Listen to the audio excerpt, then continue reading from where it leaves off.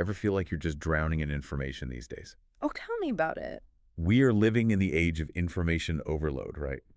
Like bombarded with news and opinions and facts from every direction. It can be overwhelming for sure. It's tough to know what to believe sometimes. Yeah, That's where critical thinking comes in, though, right? it absolutely. And luckily, we have just the toolkit to help you level up those analytical I skills. like that.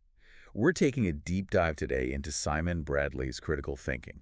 Okay. It's a book that is absolutely packed with strategies for navigating this complex world, Yeah. like having a mental detox, you know, I like that. Yeah. just clearing out all the noise and building a framework for making sense of it all. What's fascinating about Bradley's approach, I think, is that he doesn't just tell you to think critically. Right. He gives you the tools, right? Yeah. It's like the difference between telling someone to bake a cake and handing them a recipe and measuring cups and all the ingredients. Totally. And one of the most useful tools I think that he offers is this set of 12 questions to ask yourself Okay. when you encounter any new information. Yeah, Because it's so easy to get swept up in a headline or a compelling story. it is. These questions that he gives us help you, like, hit the brakes Yeah. and engage with that information on a deeper level. Absolutely. And they're not just random questions either. Yeah. They're designed to expose weaknesses in arguments, Okay. to uncover hidden biases, Right. and really separate fact from cleverly disguised fiction. For instance, one question that really resonated with me is this the only possible explanation? Oh, that's a good one. Yeah. I can see how that would force you to think beyond the obvious. Right. And consider alternative perspectives. Exactly. Because it's so easy to accept the first explanation that sounds plausible, but often there's more to the story. Exactly. Our brains love efficiency. They do. And sometimes that means jumping to conclusions without considering the full picture. Right. Another question that Bradley highlights is, why am I being told this? Oh, that's a good one. Yeah. Which prompts us to consider the source's motivations and their potential biases, right? Yes, because especially in the age of social media, Oh my gosh, yeah. everyone's got an agenda, right? Sure. Whether it's trying to sell a product or promote a viewpoint or just trying to get more likes, you know? Yeah. Understanding the why behind a message can help us decode the information more critically. Sure. It's like, don't believe everything you read on the internet. Right. These days, that's good advice for almost any information that we encounter. For sure. Oh. But even with all of these questioning techniques, right? Yeah. Like, we can still trip ourselves up with our own biases. Yeah, definitely. Bradley talks about how Yes. our brains are wired to take these shortcuts, Right. which isn't always a bad thing. Yeah. But it can lead to some skewed thinking. Yeah, he calls these cognitive biases. Okay. And they're fascinating Yeah. because they often operate below our conscious awareness. Wow.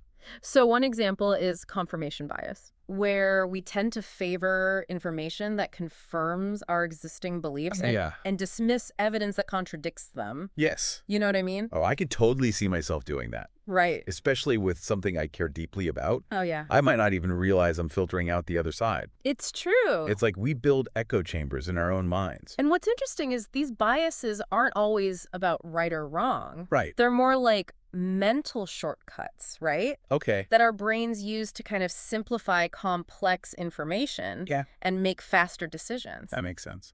But the problem is these shortcuts can lead us down the wrong path Right. if we're not careful. If we're not careful, exactly. So how do we break free from these mental shortcuts gone wrong? Bradley talks about the importance of seeking out diverse perspectives. Exactly. Right. Yeah, surrounding ourselves with people who think differently than us can feel uncomfortable at times. It can be very uncomfortable. But it's crucial for breaking out of those echo chambers. Okay. And challenging our own biases. Yeah. It's like cross-training for your brain. I love that. Yeah. You know? So it's not just about questioning the information itself, Right. but also about questioning our own assumptions Absolutely. and the lens that we're using to view the world. Precisely. And this is where Bradley introduces another powerful tool, Bloom's taxonomy. Yeah. Now, I'll admit, Okay. when I first heard taxonomy, Yeah. I thought we were going to be classifying plants or something. Right? But he explains it in a way that makes it make sense. Yes. He uses this great analogy of a ladder. Okay, I like it a ladder. Okay. Right. So imagine a ladder Okay. with different rungs representing different levels of thinking. Okay. At the bottom rung, we have basic knowledge. Gotcha. It's just remembering facts and information. Like knowing that the capital of France is Paris. Oh, exactly. Yeah. Important information, but not exactly higher level thinking. Right, exactly. Now, as we climb the ladder, Okay. we move into understanding those facts, Okay. applying them in different contexts, Right. analyzing them, Okay. and evaluating them. So it's not just about knowing that Paris is the capital of France. Right. It's about understanding its historical significance. Exactly. Its cultural influence. Yes. Its economic role, all of that. You got it. And as we keep climbing, we reach the top rung, creating. Ooh. This is where we use all of those lower level skills to generate new ideas, to solve problems, to innovate. It's like we're leveling up our brains from just like simple data download to becoming master chefs of information, right? Exactly. We're not just consuming information, we are creating it. That's right. I like it. And the best part is Bloom's taxonomy isn't just some abstract theory. Right. You can use this every day. Okay, give me an example, because sometimes I need like a really concrete example. Okay, so imagine you're trying to decide whether to try that new restaurant that everyone's talking about. Okay, I'm listening. Food is definitely a topic that gets my critical thinking going. At the bottom rung, you might just remember hearing the name of the restaurant, right? Okay, yeah. Moving up, you could research it online, read reviews, and we have to think critically about those reviews too. Yeah, for sure. Right. Yes. Maybe even compare the menu to some of your favorite spots. Okay. So that's understanding and applying. Gotcha. And then to analyze, Yes. I might consider things like the restaurant's location, Okay. the price point, and, how those factors fit with my overall preferences and my budget. Absolutely. Yeah. And then the crucial step evaluation. Dun, dun, dun, dun. Oh, Right. that. You weigh the pros and cons. Okay. You consider what's most important to you in a dining experience. Right. And you make a judgment call about whether this new place seems like a good fit. So it's not just about gathering information. It's about using that information to make thoughtful choices. Yes. That really align with my values, my goals, and... Exactly. It's about taking ownership of our decisions. Yes. Rather than just being swayed by hyper-convenience. I like that. And that's empowering. It really is. It really is. One thing that struck me about Bradley's book is that he emphasizes that critical thinking isn't about being right or wrong.